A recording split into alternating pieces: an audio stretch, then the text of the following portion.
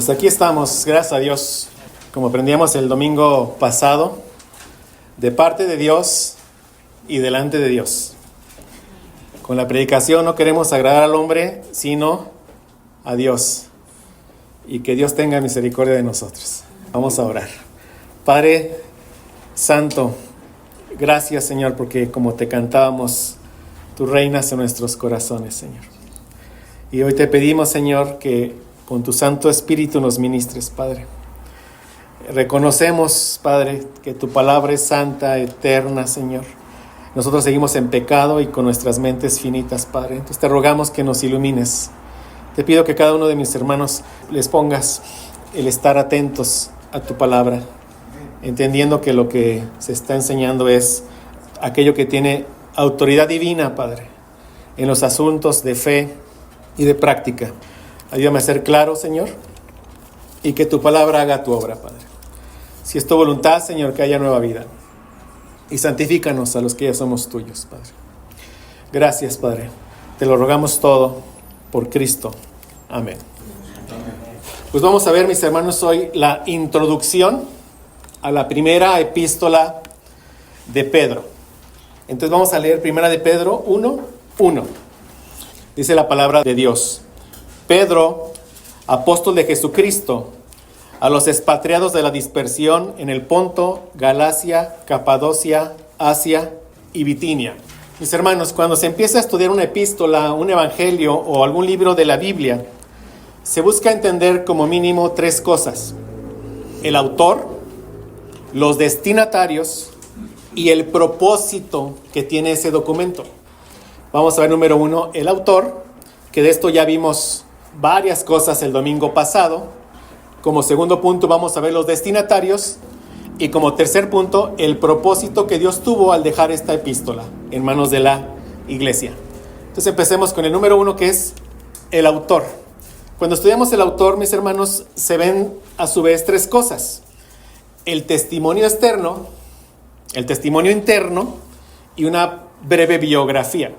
Con el testimonio externo, hablando del autor, vimos la semana pasada, concluimos que en el concilio de Cartago del 397 después de Cristo se reconocieron los 27 libros del Nuevo Testamento, incluido obviamente primera de Pedro. Después de ahí ya no ha habido desviaciones de esa lista, como yo les decía. O sea, estamos seguros que lo que tenemos aquí de Génesis a Apocalipsis es palabra inspirada por Dios. Es la palabra de Dios que tenemos en nuestras manos. Yo les comentaba que en cualquier iglesia del mundo, en Colombia, Estados Unidos, una iglesia cristiana, abren exactamente estos mismos libros. Tiene autoridad divina en asuntos de fe y práctica. Solo la palabra de Dios es lo que trae al perdido a la fe, y solo la palabra de Dios es lo que santifica al creyente. La Iglesia Universal hoy en día ha reconocido la epístola de Pedro como canónica, como palabra de Dios. Tiene autoridad divina, transforma nuestras vidas. Esto lo vimos domingo pasado. Como parte del testimonio interno, vimos que la carta misma nos dice en el primer versículo dos cosas muy importantes. Nos dice quién es el autor, Pedro, y nos dice que el autor es un apóstol de Jesucristo. Es decir, esta epístola tiene autoridad apostólica. Vimos que el apóstol de aquel tiempo, de la iglesia primitiva, esa función del apóstol ya no existe hoy en nuestros días. Porque lo que hacía que alguien fuera un apóstol tenía que cumplir con ciertos requisitos. Jesús mismo lo hubiera llamado como su apóstol, y vimos eso en Pedro. El haber sido testigo, ¿verdad?, de los padecimientos de Jesucristo, de la resurrección de Jesucristo. A los apóstoles les fue dada la capacidad por Dios de hacer milagros. Y con eso ellos autotestificaban que verdaderamente su palabra era palabra de Dios. Y finalmente el apóstol Pedro nos deja en su carta todo aquello que él aprendió de su divino maestro. Pedro hace eco de muchas de las enseñanzas de Jesús hacia él en esta epístola, como iremos viendo. Como decíamos el domingo pasado, no tenemos duda de que tenemos en nuestras manos un documento que tiene autoridad apostólica, autoridad divina, y mientras la estamos estudiando va a transformar nuestras vidas por el Espíritu Santo que mora en nosotros. Mientras la estudiemos, vamos a estar siendo edificados, como dice Pablo en Efesios 2:20, sobre el fundamento de los apóstoles y profetas, siendo la principal piedra del ángulo Jesucristo mismo. Que tengamos esa fe. Que Dios nos ayude a enseñarla fielmente y confiar, Dios va a hacer su obra en cada uno de los que estemos aquí. Ese es testimonio externo y es el testimonio interno. Vamos a ver datos breves de la biografía del apóstol Pedro. Su nacionalidad era judía. Pedro era judío, él nace en Galilea. Galilea era conocida como Galilea de los gentiles. Muchos judíos habían adoptado la cultura griega, por eso se le conoce como Galilea de los gentiles, pero era judío. El hermano de Pedro se llamaba Andrés y es un nombre griego. Vemos ahí esa influencia griega en la familia de Pedro. Era judío. Pedro era casado. El testimonio interno, es decir, lo que encontramos en la Biblia misma, no lo dice.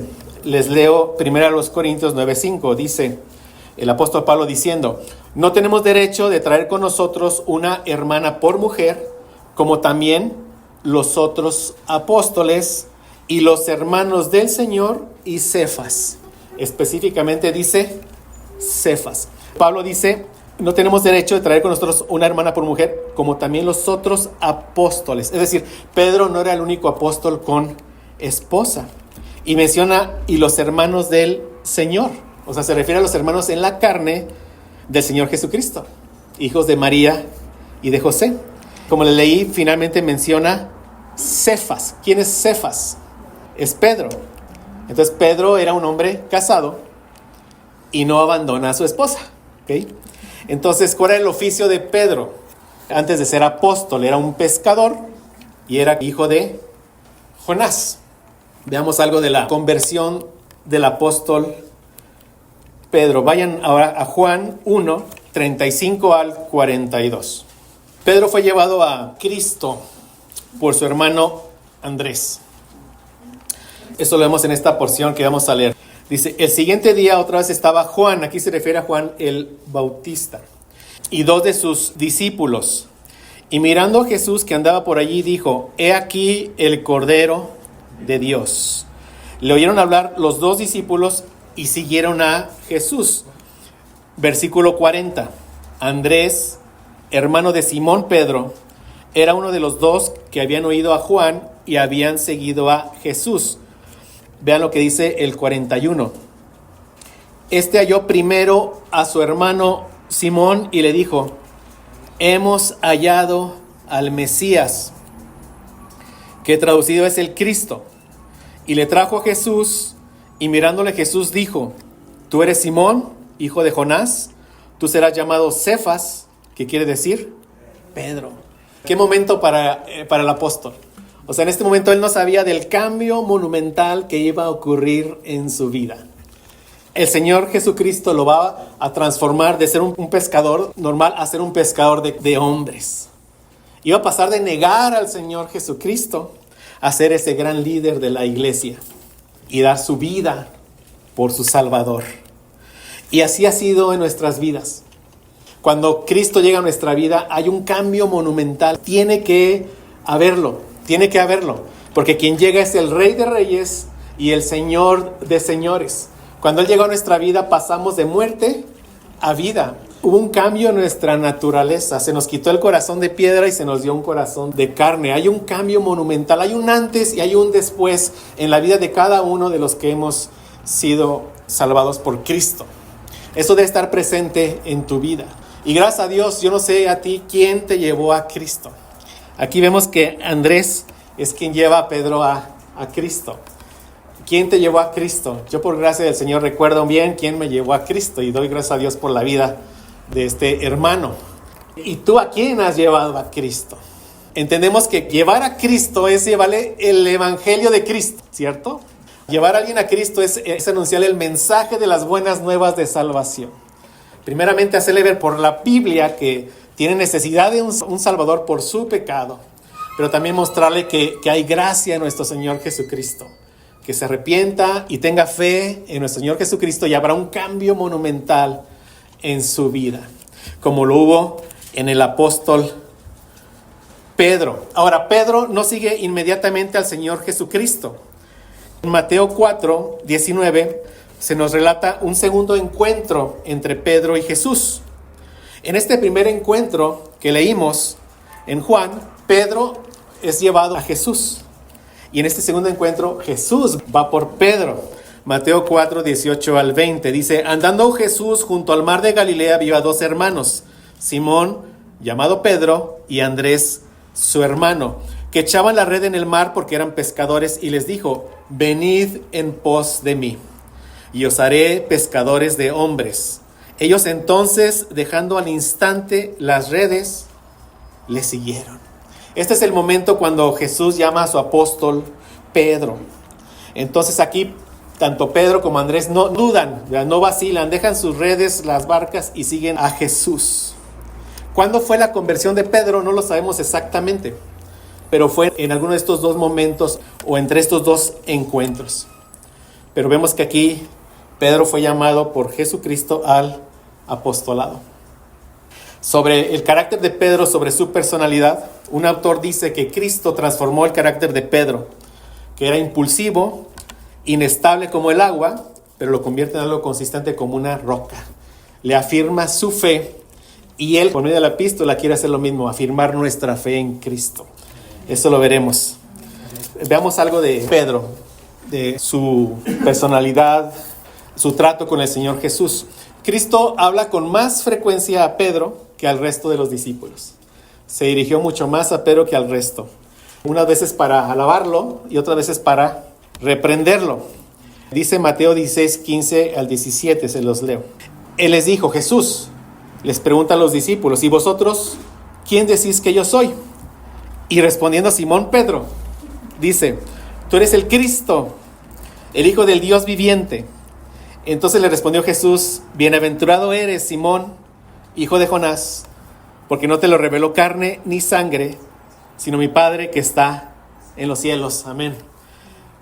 Inmediatamente después, y esto es así, inmediatamente después, le leí Mateo 16 del 15 al 17. En Mateo 16 vemos que cuando Jesús les está declarando a los discípulos que era necesario que Él muriera y que resucitara al tercer día, dice Mateo 16:22, Pedro, dice, tomándolo aparte, comenzó a reconvenirle diciendo: Señor, ten compasión de ti, en ninguna manera esto te acontezca. Pero él, o sea, Jesús, volviéndose a Pedro, le dice: quítate de delante de mí, Satanás.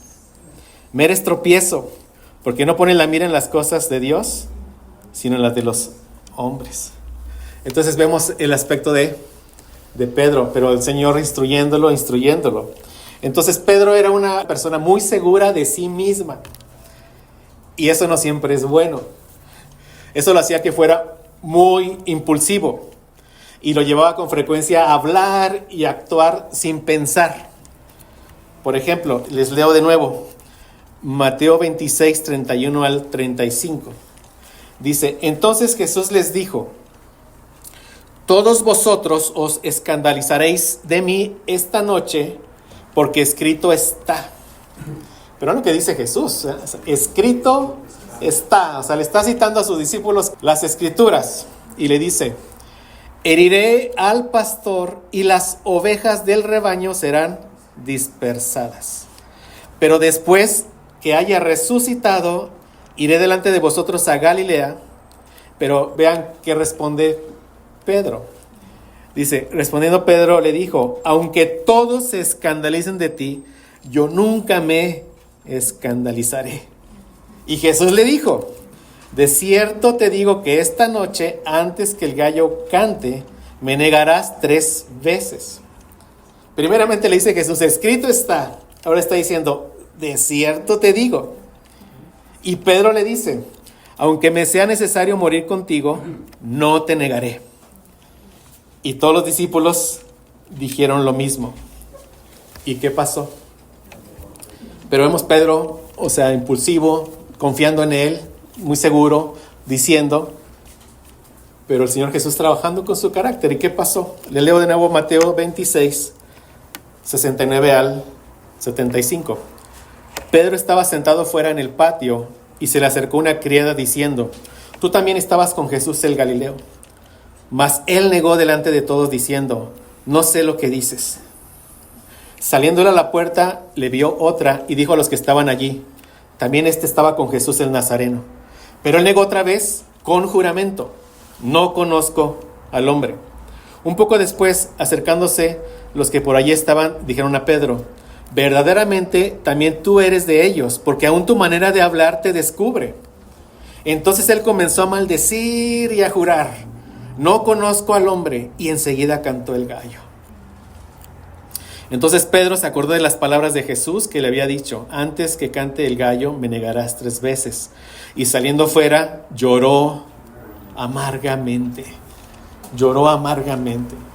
O sea, Dios estaba con su apóstol, lo niega, pero Dios está trabajando con su carácter.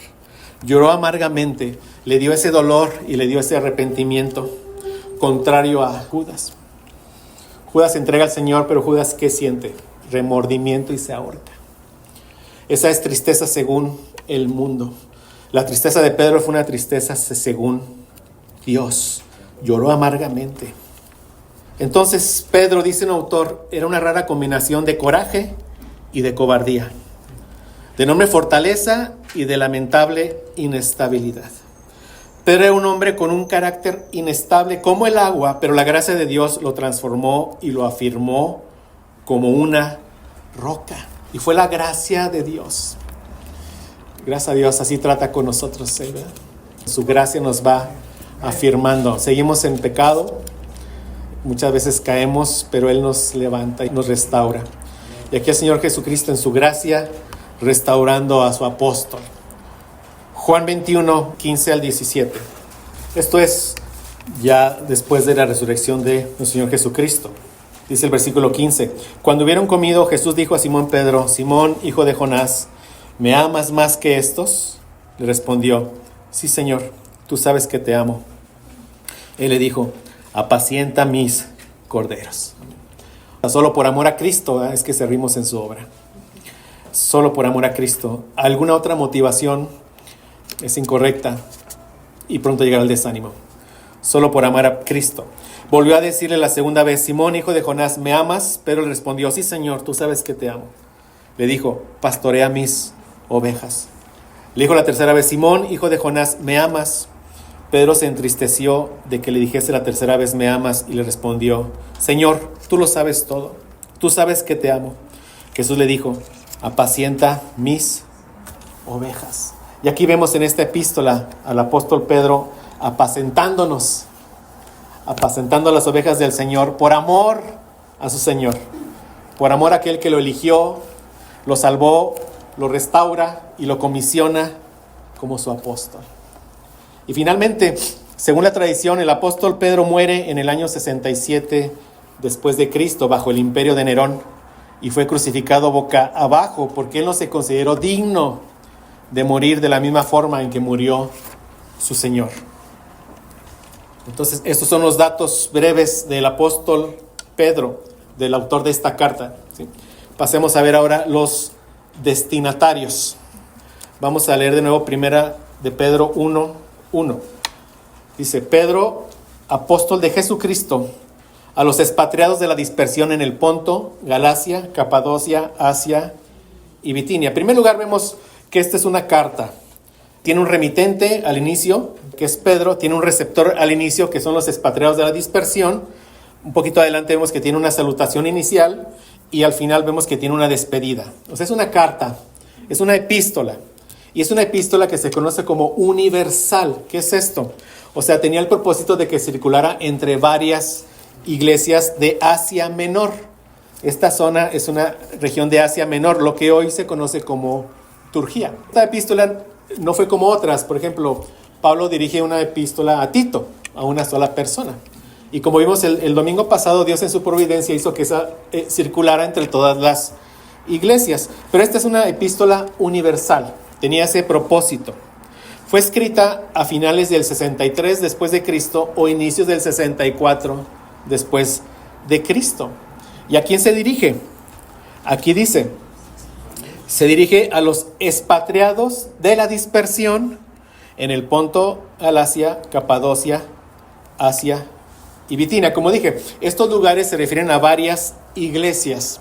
Y bien importante, no tengo aquí el tiempo como para demostrarlo, pero Pedro se dirige a zonas que no habían sido evangelizadas por Pablo, ¿sí? Que se localizaban en Asia Menor. Sabemos que Pablo dirige una carta a los Gálatas, y aquí menciona Galacia, pero en Galacia no había una sola iglesia local, había varias iglesias. Aquí Pedro está resumiendo los lugares del Asia Menor a los cuales él dirige su carta, pero no quiere decir que se está dirigiendo a 5 iglesias, sino que a todo un grupo de iglesias que estaban plantadas en esa zona. Y como dije, a un grupo de iglesias que no habían sido evangelizadas por Pablo, que estaban en una gran parte del Asia Menor, lo que conocemos como Turquía. Pero vean cómo les llama Pedro, cómo les llama a ellos: expatriados de la dispersión.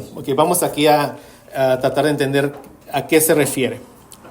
La palabra griega que se traduce como expatriados significa peregrino o extranjero.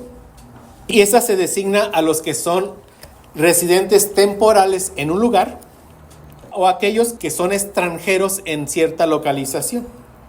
Entonces, esta palabra expatriados designa a extranjeros que están temporalmente en ese lugar, en Asia Menor, que son peregrinos. Son peregrinos ¿en dónde? En Asia Menor. Eso se refiere. Ahora, la segunda palabra que tenemos es dispersión, que dice expatriados de la dispersión. Esto en el griego es diáspora. Aquí hay un término en nuestro idioma castellano que quiere decir dispersos. Esta palabra se usa en Juan 7:35. Dice el Señor Jesús: me buscaréis y no me hallaréis, y a donde yo estaré, vosotros no podréis venir. Entonces los judíos se dijeron entre sí: ¿a dónde se irá este? Que no le hallemos.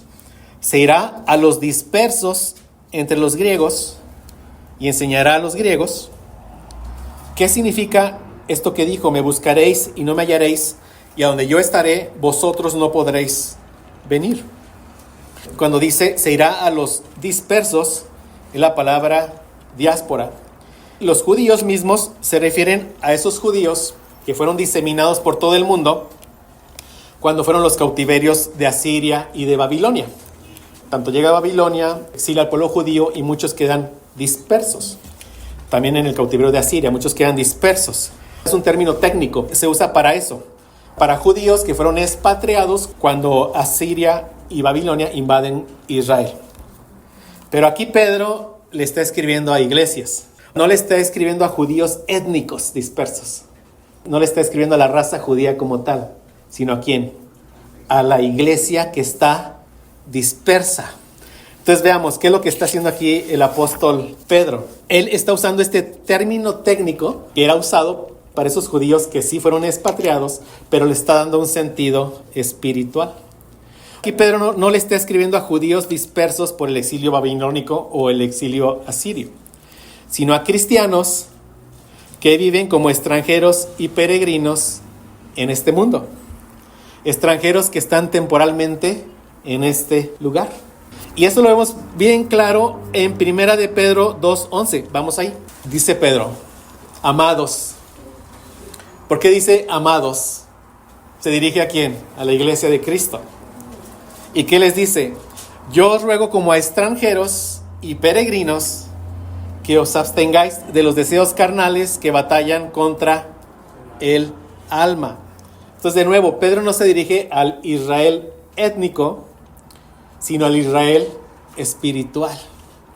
Les dice amados. Yo os ruego como a extranjeros y peregrinos. Esta palabra peregrinos en el griego es parepídemos. Es la misma palabra que se usa en Primera de Pedro 1:1 para expatriados. Parepídemos. ¿A quién se está dirigiendo Pedro? A todos aquellos que han sido librados por el Padre de la potestad de las tinieblas y que han sido trasladados a otro reino. ¿A cuál reino? Al reino de su amado hijo, como dice Colosenses 1:13. Les está diciendo a aquellos que viven ahí en Asia Menor, que son extranjeros y peregrinos, aunque sus residencias físicas sean permanentes ahí, porque ahora su patria es celestial. Ahora viven en medio de este mundo malo como extranjeros. Está diciendo, ahora ustedes son la diáspora espiritual de Cristo. Lo repito, ¿verdad? El apóstol no se dirige a judíos que estaban dispersos de su tierra natal, sino a creyentes, a cristianos, quienes espiritualmente vivirían un tiempo como extranjeros en este mundo malo. Mi hermano, si tú y yo hemos puesto nuestra fe en Cristo, también somos expatriados y dispersos en medio de este mundo malo. Nosotros, la Iglesia de Cristo, somos la diáspora espiritual de Cristo. Y qué importante entender esto. Muchas veces podemos buscar nuestra identidad o nuestro lugar en este mundo. Querer encajar con la sociedad de este mundo. Querer ser aceptados por este mundo. Pero si estamos en Cristo, Cristo nos da nuestra identidad. Cristo vivió como extranjero y peregrino en este mundo malo. Y si estamos en Cristo, nosotros así también vamos a vivir. Juan 16:28 dice, Jesús, salí del Padre y he venido al mundo. Otra vez dejo el mundo y voy al Padre. El Señor Jesús se encarna y vive como un extranjero y peregrino en este mundo. Y ahorita, ¿dónde está Él? A la derecha del Padre. Y si Él lo fue, entonces nosotros también lo vamos a hacer. La iglesia está compuesta de extranjeros y peregrinos esparcidos por todo el planeta. Todos los cristianos estamos lejos de nuestro verdadero hogar. Nuestro verdadero hogar es el reino con nuestro Dios trino. Ese es nuestro verdadero hogar. Dice la palabra, donde el arquitecto y constructor es Cristo Jesús, Dios mismo. Si hemos nacido de nuevo por la fe, fuimos trasladados por Dios del dominio de las tinieblas de este presente siglo malo, y repito, al reino de su amado Hijo. Y por eso somos extranjeros y peregrinos en este presente siglo malo, que así lo describe la Biblia. Y esto está muy relacionado con el nombre que Pedro le da al lugar desde el cual él escribe su carta. Primera de Pedro 5:13. Dice, la iglesia que está en Babilonia, elegida juntamente con vosotros, y Marcos, mi hijo, os saludan. Pero ¿qué dice? La iglesia que está en Babilonia. Los israelitas del Antiguo Testamento, como ya mencioné, fueron exiliados a Babilonia. Y la impiedad, el pecado, el lujo, las tentaciones de esa antigua Babilonia, por así decirlo, se habían reencarnado en el Imperio Romano. Babilonia era un nombre en clave para referirse a Roma. En estas épocas de persecución, que después de esta carta viene una persecución muy, muy severa por el emperador Nerón, pero los escritores tenían el cuidado para no poner a los cristianos a los cuales ellos les escribían. Sí, por ejemplo, cuando Juan fue desterrado a Patmos durante la persecución precisamente que fue llevada por el emperador Domiciano, él le llama en Apocalipsis a Roma Babilonia y la describe como la gran ramera, como ebria de la sangre de los santos y de los mártires. Aquí Pedro le dice a los destinatarios que ellos están viviendo en la Babilonia espiritual, en un mundo que es malo y que es perverso. Repito, les está diciendo que ellos son la diáspora espiritual de Cristo. Y nosotros, mis hermanos, estamos también viviendo ¿en dónde? En esa Babilonia espiritual, que es el mundo. Estamos en un mundo malo. Somos la iglesia peregrina en esta tierra. Somos el verdadero Israel en esta segunda Babilonia que es perversa. Y por esto mismo, lo que caracteriza a la iglesia, a la audiencia y a nosotros es el sufrimiento. Como extranjeros y peregrinos en este mundo, y vamos en contra de las ideologías de este mundo, por ser fieles a Dios y a su palabra, no vamos a encajar en este mundo y va a haber sufrimiento para nosotros.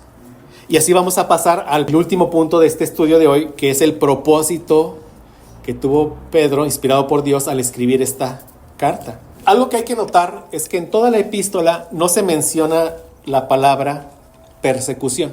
No la encontramos. No se puede llegar a la conclusión de que los sufrimientos eran por una persecución del Imperio Romano hacia los cristianos, que había muchas persecuciones en ese tiempo, pero en esta en particular no se menciona la palabra. Pero sí hace alusión a muchas otras cosas en esta carta, como vamos a ver. Hace alusión a la aflicción, a las calumnias, a los insultos, a los maltratos y al sufrimiento en general de los cristianos. Y la causa del sufrimiento, o sea, lo que provocara que ellos fueran maltratados, injuriados, insultados, es una causa muy particular. Ellos estaban sufriendo por ser cristianos. Eso es por lo que están sufriendo. Ellos están sufriendo por hacer buenas obras. Están sufriendo por su buena conducta. Ellos están sufriendo por su santidad, por su fe, por defender su doctrina. Sufrían por ser cristianos. Primera de Pedro 2, 19 y 20. Vea lo que dice el apóstol. Dice, porque esto merece aprobación. Si alguno, a causa de la conciencia delante de Dios, a causa de defender su fe, a causa de hacer buenas obras, a causa de no pecar, sufre molestias, padeciendo injustamente, pues, ¿qué gloria es si pecando sois abofeteados y lo soportáis? Es decir, si pecas y tienes tus consecuencias, es lo que te mereces. O sea, ahí no hay ninguna gloria. Pero ¿qué dice? Mas si haciendo lo bueno sufrís y lo soportáis, esto ciertamente es aprobado delante de Dios. Entonces, ¿por qué están sufriendo? Por hacer lo bueno. Y si están sufriendo por hacer lo bueno, entonces están padeciendo injustamente. O sea, no hay causa. Ahora, en este tiempo, la esclavitud era algo común. Tan común que era como el sistema laboral de todo el imperio. Aquí cuando habla, en este versículo en particular, y lo veremos en su momento, habla de amos que son perversos, amos que maltratan físicamente a estos cristianos que eran sus esclavos. Y por hacer el bien. Simplemente el mundo odia al cristiano porque lo odia. No hay razón. Porque el mundo es malo y si el cristiano está comportándose en buenas obras, el mundo lo va a odiar. Hoy en día, ¿qué podríamos hablar de esto? Quizás de doctores que pierden su licencia por negarse a practicar abortos. Yo he leído algo de todo esto. Por negarse a hacer el mal, son afectados, son odiados. Yo también por ahí leí que hubo varios en cierto negocio que no querían portar la bandera del orgullo y fueron despedidos. Están sufriendo ¿por qué? Por causa de ¿qué? De su fe. Pero vamos a ver que eso es causa de gozo. Pero estamos viendo la causa del sufrimiento. Ahora, otros eran acusados legalmente. Tenían que enfrentar procesos legales por su fe. Primera de Pedro 3, 14 al 17 dice, mas también, si alguna cosa padecéis por causa de la justicia, y de nuevo, ¿por qué? Por hacer el bien. Bienaventurados sois. Por tanto, no os amedrentéis por temor de ellos, ni os conturbéis, sino santificad a Dios el Señor en vuestros corazones, y estad siempre preparados para presentar defensa con mansedumbre. Aquí se refiere a procesos legales.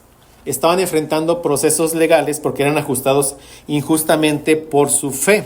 Cuando dice, estad siempre preparados para presentar defensa con mansedumbre y reverencia ante todo el que os demande razón de la esperanza que hay en vosotros. En ese tiempo acusaban al cristiano por todo tipo de cosas. Como ellos se llamaban hermanos y se casaban entre hermanos, ¿de qué los acusaban? De incesto. Ahora, ellos decían que se comían el cuerpo y bebían la sangre de un hombre. ¿Qué es esto? La Santa Cena. Y los acusaban de canibalismo. Es decir, de todo tipo de cosas los acusaban. La religión romana era politeísta, tenían muchos dioses. El mismo emperador era considerado un dios. Ellos no tenían problema en que los judíos y después los cristianos adoraran al Dios de Israel, pero siempre y cuando adoraran a todos los demás dioses. Pero como ellos decían, no, hay un solo Dios verdadero, y se negaban a adorar a todos, cuando al imperio le iba mal, decían es por causa de ellos, porque ellos no están rogándole a nuestros dioses. Entonces, por todo tipo de cosas los acusaban, los injuriaban, etc. Pero aquí se refiere a procesos legales. Y lo dice el versículo 16, dice, teniendo buena conducta para que en lo que murmuran de vosotros como de malhechores, pero que murmuran, ¿qué es la murmuración? Es mentira, calumnia. Sean avergonzados los que calumnian, ahí está la mentira, vuestra buena conducta, ¿y qué dice? En Cristo. Porque mejor es que padezcáis haciendo el bien, si la voluntad de Dios así lo requiere, que haciendo el mal. Eran considerados los cristianos como malhechores por la sociedad en la que ellos vivían. Y en este pasaje vemos que por el simple hecho de ellos refrenarse del pecado, eran insultados y eran ultrajados. Primera de Pedro 4:4 dice, a estos, ¿a quién se refiere? Aquellos que viven todavía en sus pecados, aquellos que son del mundo, aquellos que no se han arrepentido, aquellos que no han puesto su fe en Cristo. Dice, a estos les parece cosa extraña que vosotros no corráis con ellos en el mismo desenfreno de disolución. No se explican por qué estos se refrenan tanto. ¿Y qué hacen? Los insultan, dice, os ultrajan, los atacan. ¿Pero cuál es la causa? Por su santidad. Ahora, Pedro nos dice en Primera de Pedro 4:12, nos dice que por el hecho de ser cristianos, y si estamos siendo fieles a la fe, si estamos perseverando en santidad, diciendo no al pecado, no enredándonos con cosas del mundo, entonces nos espera el sufrimiento. Es algo que debemos esperar, el sufrimiento, porque estamos en un mundo malo. Y es algo que no debe de sorprendernos. Ahora, yo aclaro aquí, no es que el cristiano sea masoquista, ¿no? No es que el cristiano quiere sufrir, no. Pero cuando el cristiano sufre por Cristo, viene gozo. Es decir, no lo busca, pero sabe que va a llegar. ¿Qué dice 1 Pedro 4:12? Amados, no os sorprendáis, que no te sorprenda del fuego de prueba que os ha sobrevenido, como si alguna cosa extraña os aconteciese. Eso es lo que se espera. Si te estás refrenando en el pecado, repito, en seguir la corriente del mundo, eso se espera, que sufras en este mundo malo. Eso es lo que se espera. Pero ¿qué nos dice el versículo 4:13? Sino gozaos, y vean esto bien importante, por cuanto sois participantes de los padecimientos de Cristo, para que también en la revelación de su gloria os gocéis con gran alegría. Pero dice, gócense. Si sufren por Cristo, gócense. Nuestro Señor Jesucristo se encarna, se hace hombre, y Él vive sin pecado. ¿Y qué le provocó el que Él viviera sin pecado? Que lo persiguieran, que lo injuriaran, que lo golpearan, que lo calumniaran y que finalmente lo llevaran a la cruz. Porque Él, siendo perfecto, santo, vean, se encarna en un mundo que está lleno de pecado. Este mundo lo rechaza. O sea, el mundo no quiere la santidad, lo rechaza, a menos que Él nos llame. Él sufrió en este mundo, es lo que se debe de esperar. Él vino a denunciar el pecado y anunciar las buenas nuevas. Pero, ¿qué hicieron los judíos? Lo odiaban. Y fue llevado, como dije, a la muerte de cruz. ¿Qué dice Juan 15:25? Jesús nos está diciendo que justamente todo esto por lo que Él pasó, el Señor Jesucristo, que fue injuriado, Él fue perseguido, fue abofeteado, fue calumniado, fue azotado, finalmente fue llevado a la muerte de cruz. Pero esto es para que se cumpla la palabra que está escrita en su ley. Sin causa me aborrecieron. El odio del mundo incrédulo hacia Cristo no tiene ningún fundamento. Es un odio que es irracional. ¿Qué razón puede tener una persona en odiar a Jesucristo? Si Él es santo, es bueno. Vemos su amor en que se encarnó para entregar su vida por pecadores como nosotros. ¿Qué causa había para que lo aborrecieran? Ninguna. Por eso dice, sin causa me aborrecieron. Y si Cristo fue odiado por el mundo sin causa, es decir, sin causa provocada por Cristo, si nosotros estamos en Cristo y caminamos en santidad, ¿qué se espera? Que seamos aborrecidos. Y cuando somos aborrecidos por Cristo nos llena de gozo, porque eso da certeza que verdaderamente estamos unidos a nuestro Señor. Y si Cristo se encarna para traernos la salvación y nos salva en el sufrimiento, muere, resucita, ¿y dónde está hoy? En la gloria. Ese mismo camino es el que recorre el cristiano. Llega la salvación a mi vida y estoy en mi peregrinaje en este mundo malo. ¿Hacia dónde? Hacia mi tierra celestial. Y mientras estoy en mi peregrinaje voy a sufrir por causa de Cristo. Pero si estoy sufriendo por causa de Cristo, eso es garantía de que lo que me espera al final, ¿qué es? Es la gloria. Por eso me llena de gozo. Dice Jesús en Juan 17:14, yo les he dado tu palabra y el mundo los aborreció porque no son del mundo. ¿Qué somos? Extranjeros y peregrinos en esta tierra. Y dice el Señor Jesús, como tampoco yo soy del mundo. Él fue extranjero y peregrino y nosotros somos extranjeros y peregrinos. Él sufrió sin causa, lo aborrecieron. Si perseveramos en la fe, si caminamos en santidad, ¿qué se espera? Que suframos. Y nos llena de gozo, y lo repito, porque eso garantiza que lo que nos espera es la gloria. Todo esto es lo que se refiere que somos participantes de los padecimientos de Cristo. Sufrir por Cristo es dar testimonio que verdaderamente estamos unidos a nuestro Señor Jesucristo. Y con todo esto vemos el propósito que tuvo la carta. Y el propósito lo encontramos en 1 de Pedro 5:12. Dice, por conducto de Silvano, es el Silas, ¿verdad?, que encontramos en Hechos. Silas fue quien escribe, ¿no?, y quien lleva esta epístola, que eso era usual. Dice, por conducto de Silvano, a quien tengo por hermano fiel, os he escrito brevemente. Aquí está el propósito: amonestándoos y testificando que esta es la verdadera gracia de Dios en la cual estáis. El propósito que tiene Pedro al escribir esta carta es exhortarnos, es animarnos, es consolarnos, es darnos esperanza en medio del sufrimiento por Cristo. Ese es el propósito que tiene. Y él nos dice, esta es la verdadera gracia de Dios. Se dice, yo llegué a Cristo y estoy sufriendo y me están persiguiendo, estoy sufriendo maltratos. ¿Sí estoy en la fe? ¿Sí estoy en el lugar correcto? Pero que les está confirmando que la gracia de Dios que le fue predicada por los apóstoles y que fue aceptada por la fe, esa es genuina. Les está diciendo, confíen plenamente. El mensaje que escucharon de los apóstoles es verdad. No duden, están en la verdadera fe. Pero le está brindando esperanzas a una iglesia que sufre por su fe, por su amor a Cristo y por su obediencia a Cristo. Y les dice que si están sufriendo por hacer el bien, eso es precisamente lo que se espera. Y les dice, perseveren, no tengan duda, van por el camino correcto, van camino a la gloria.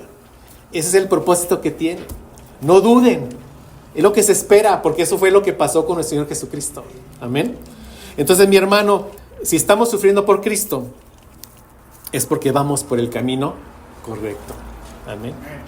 Es porque vamos camino a la gloria. Cuando llegue el sufrimiento por Cristo, no pensemos que nos está aconteciendo algo que Dios no haya previsto. Pedro dice, esta es la verdadera gracia de Dios en la cual estamos. Cuando llegue el sufrimiento por Cristo, mantengámonos firmes, perseveremos, porque vamos en nuestro camino correcto. Amén. Cuando somos afligidos por el mundo, esas mismas aflicciones del mundo nos recuerdan que no pertenecemos a este mundo. Cuando el mundo nos persiga o nos insulte por ser cristiano, cuando el mundo lo haga, eso mismo despega mi corazón del mundo. Tenemos que entender que nuestros sufrimientos por Cristo son parte del plan soberano de Dios para nuestras vidas. Dios es soberano, está en control de todas las cosas. Y en medio del sufrimiento Él tiene cuidado de nosotros, porque Él usa el sufrimiento para refinar nuestra fe, para afirmar nuestra fe, para perseverarnos. Es lo que Él usa. Es decir, Dios decreta el sufrimiento en nuestras vidas porque es para nuestro bien. Finalmente, cuando llega el sufrimiento por Cristo, gracias a Dios. De Él viene, gracias a Dios. 1 Pedro 5:10 dice: mas el Dios de toda gracia, que nos llamó a su gloria eterna en Jesucristo. ¿Qué está diciendo? Él fue el que nos llamó a la fe un día que el evangelio fue predicado. Como dice Romanos, a los que llamó, a estos justificó. A los que justificó, glorificó. Aquí lo está diciendo el apóstol Pedro. Mas el Dios de toda gracia, que nos llamó a su gloria eterna en Jesucristo. Es decir, el llegar a la gloria depende totalmente de ¿quién? De Dios. Totalmente de Dios. Y el llevarnos en medio del sufrimiento es parte de su plan soberano de Dios. Nos está refinando, nos está afirmando, pero porque nos está llevando el camino a la gloria. Pero quien nos está llevando allá, ¿quién es? Es Dios. ¿Y qué dice? Después que hayas padecido un poco de tiempo, vamos a padecer por Cristo. Pero el padecimiento es un poco de tiempo.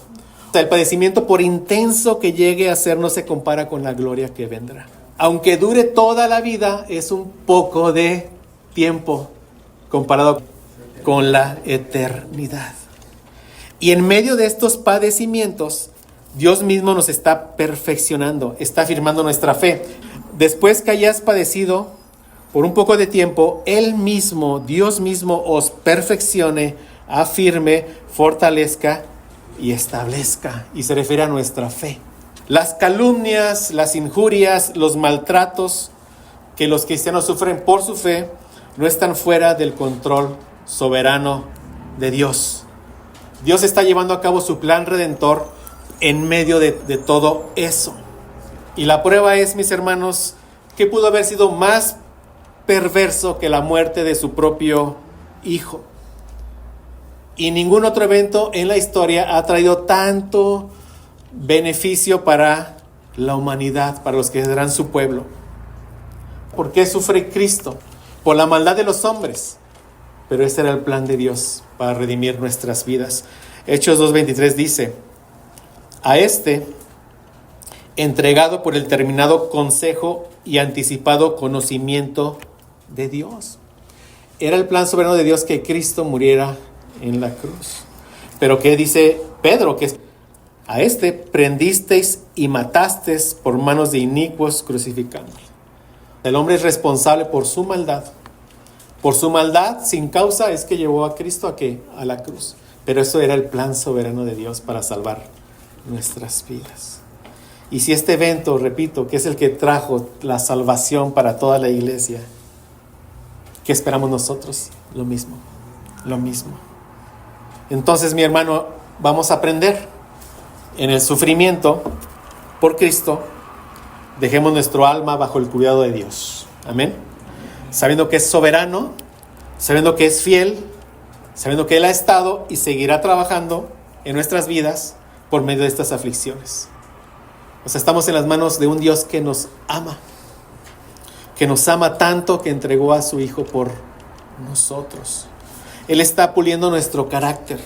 Él nos está haciendo cada vez más a imagen de nuestro Señor Jesucristo. Ocupémonos en hacer el bien. Ocupémonos en perseverar en santidad. Sigamos nuestro camino a la gloria, sabiendo que si sufrimos por Cristo es porque estamos en la verdadera gracia. Amén. Amén. Oremos, mis hermanos. Padre bendito, Señor, te damos gracias por tu palabra, Señor. Gracias porque verdaderamente renuevas nuestra mente, Señor. Gracias porque nos haces ver que si sufrimos por ti, por Cristo, es porque estamos en la verdadera gracia, Señor. Gracias porque cuando llegue el sufrimiento, y llegará, porque tu palabra lo dice, estas verdades nos van a afirmar, sabiendo que tú estás, Padre, amándonos, guiándonos, cuidándonos, afirmando nuestra fe y porque nos estás llevando en nuestro camino a la gloria, Padre. Gracias porque estamos unidos a nuestro Señor Jesucristo. Gracias porque Él fue un extranjero y peregrino, y por eso nosotros somos extranjeros y peregrinos en esta tierra. Gracias porque Él, para traer la salvación para nosotros, sufrió. Y nosotros, por perseverar en santidad y trabajar para tu reino, sufriremos. Y gracias porque el Señor Jesucristo está en la gloria y es lo que nos espera a nosotros. Gracias porque nuestra identidad nos la da Cristo. Gracias porque nuestra ciudadanía está en los cielos. Despega nuestros ojos de este mundo, Padre. Despégalos, Padre. Quita el amor que tenemos por este mundo y danos más amor por ti, más amor por tu Hijo. Gracias, Padre, porque sé que lo haces cuando tu palabra se expone, Señor. Gracias porque sé que trabajas en nuestras vidas, Señor. Gracias por toda la obra bendita de nuestro Señor Jesucristo en la cruz. Amén.